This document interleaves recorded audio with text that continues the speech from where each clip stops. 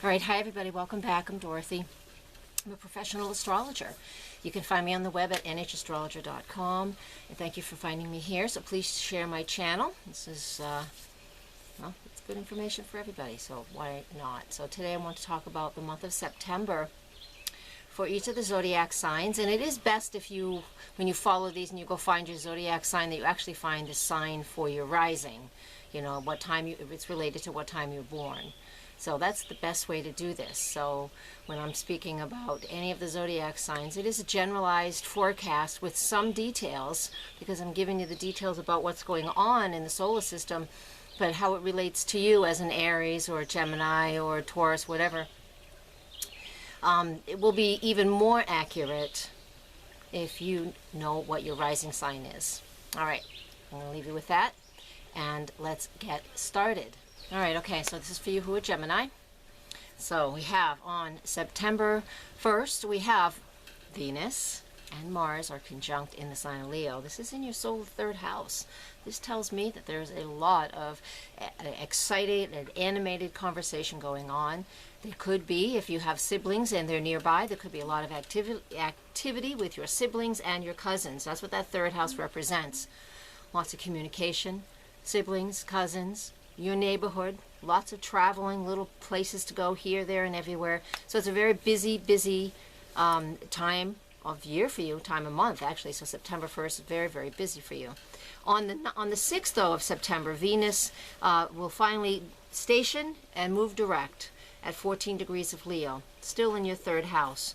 So when Venus has been retrograde in there, what have you been doing over the last few weeks? You know, when Venus is retrograde, it has us reevaluating the things that we value, whether it's how we communicate or the people that we spend time with.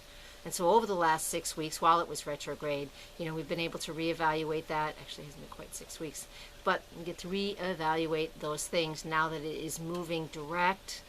You have an opportunity just to put those things in place, whatever they may be. You're shifting, changing values. You have an opportunity to put them into place and feel comfortable with that.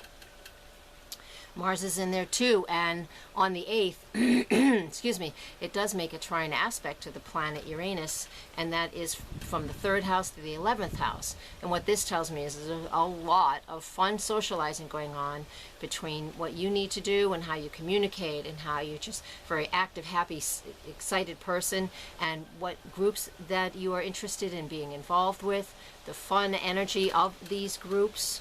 You know, with Uranus moving through your solar 11th house already, the groups that you belong to are shifting and changing over this last year. This transit of Mars connecting to Uranus in that location will definitely create quite an uproar for a lot of you who have Gemini rising. So an uproar, that could be great. You know, an uproar is excitement, it's happiness. And so look forward to having some great conversations with people that you're an acquaintance with. Maybe you're even going to get up in front of a group and give a speech. You know, you're really going to feel like you need to fight for the underdog, and there is some cause that you're very, very interested in with this Mars trine Uranus in the early part of September. Now, that very next day on the 9th, Mercury is in the sign of Libra and makes a square to Pluto. This is this can be difficult conversations if you've had to sort of skirt the truth somewhere along the way. When Mercury squares Pluto, it can come up. You know, somebody can call you out on something that you've said, and hopefully it wasn't dishonest, because if it is, then that will come out. But what really happens a lot when Mercury is in Libra squaring Pluto and Capricorn is this tough conversations, tough talk. Only a few days later, on the 17th, Mercury will go retrograde at 15 degrees of Libra. And when Mercury goes retrograde in your solar 5th house, you know, the energy is all about, you know, what am I passionate about? You know, am I passionate? And it's making a square to Pluto at the same time. Where is Pluto? Pluto is up there in your 8th house. So there's, again, here's some more stuff. Secrets will be revealed. So hopefully you're an honest person. And for those people who aren't honest, if you're watching this, I bet you're honest. I don't know. But for those people who aren't honest, this is a time when secrets will be revealed. So between September 9th and then the retrograde of Mercury on the 17th, a lot of things will be revealed to us whether it's individually or globally. So I want to back up just a smidge, though, because on September 12th or the 13th, depends on where you live, what coast of the United States, the new moon solar eclipse at 20 degrees of Virgo. I will do a separate forecast for that, so come watch it. Same thing with the full moon forecast. That will be at the end of the month. I'll do separate forecasts for those, so you should know by now. You come and watch those. So the solar eclipse, the new moon solar eclipse in your solar 4th house, all right, 20 degrees of Virgo. So that means there is something shifting and changing in your family. The new moons do represent, you know, bringing in new energy, whether it's the birth of a new baby, purchasing a new home, you know, remodeling, redecorating. There's something going on in regards to your 4th house, to your home, your family dynamics. Sometimes family karma is ignited when there's an eclipse in that area. Families have drama. This, you know, an eclipse can be dramatic. Virgo is not. So we're not sure what can happen with that. It can happen either way. All right. So I'll give you more info on that when the time comes, but remember that it is in your solar 4th house of home and family. And that's the area that will be highlighted the most with that eclipse when I give you more information later. All right, on September 17th, Mercury retrograde. We already talked about that. I'm going to move on. Also, though, on September 17th, Saturn moves back into the sign of Sagittarius. It's been in Scorpio for months. It went retrograde for a while, and now it's back into the sign of Sag for good.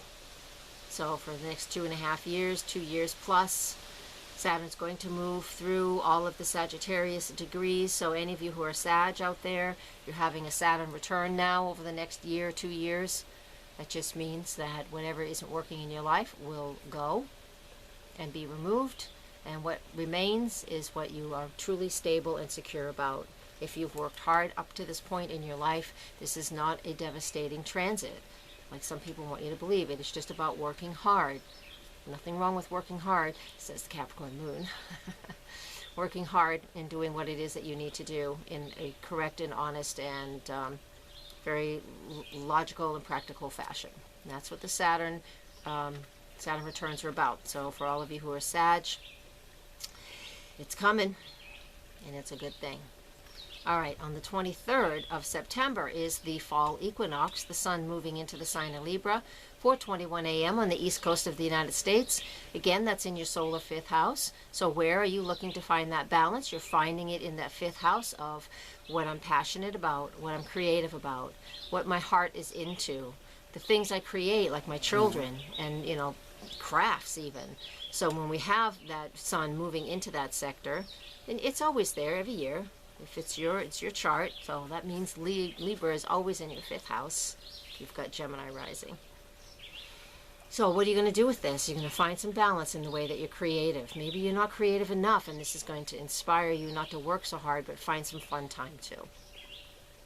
Next, on the 24th/25th, that's when Pluto goes direct. It is in your solar 8th house, so Pluto transiting the 8th house for who knows how long it's been there for you, because each house is a little bit different for everybody.